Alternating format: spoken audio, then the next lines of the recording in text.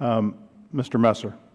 Thank you, Mr. Chairman. Thank you, Secretary Burwell, for being here. I'd like to talk a little bit about the 49er phenomenon under the Affordable Care Act, the idea that the Affordable Care Act only applies to businesses of 50 or larger, and so there's been questions about some businesses staying in that 49 threshold, not being willing to hire that 50th person because they would make themselves subject to all the mandates and requirements of the President's health care law. The administration has helped ease that burden somewhat by delaying that 50 figure up to making it up to 100, so that businesses that were 100 and less wouldn't be required to comply with the law.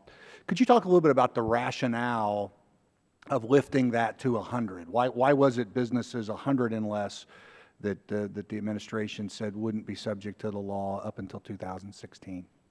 So I think there are also two different issues in terms of application for portions of the law. Yeah. And some of those have to do with what benefits, but also what category. And so I'm not sure if you're, like this question mandate, of the category in terms of. You're not subject to the employer mandate under your delay until, for businesses of 100 or less until 2016. I'm just trying to get at what was it that made you decide to lift it to 100 from the 50? So with regard to that issue, it is that, 96, as we look at the number of employers, and even when we go to those higher levels, I think we believe that employers at that level should be providing that type of care and can do that. And we can do that in a way that you can do it if there are pooled markets in affordable ways. And that's what we believe that can be done, because we want to make sure that small businesses have access. So to the precise question of why you lifted it from 50 to 100. Why was it that you guys said businesses 100 and less could be delayed until 2016? Because the law says 50 and less.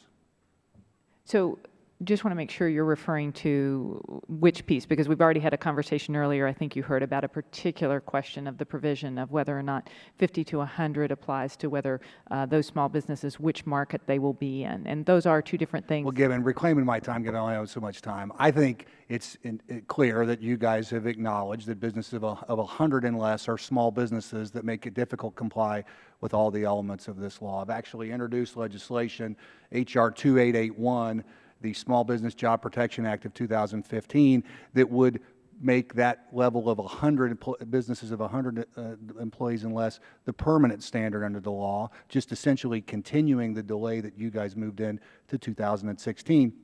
It's not really a trick question. I think that the reality is that there are a lot of very small businesses that have 50 or less employees, and the mandates and requirements of this law are difficult to comply with. I think businesses of 100 and less, well, I'd like to see the mandate go away entirely. They're at least a different kind of business than a business of 50 and less. Appreciate your testimony.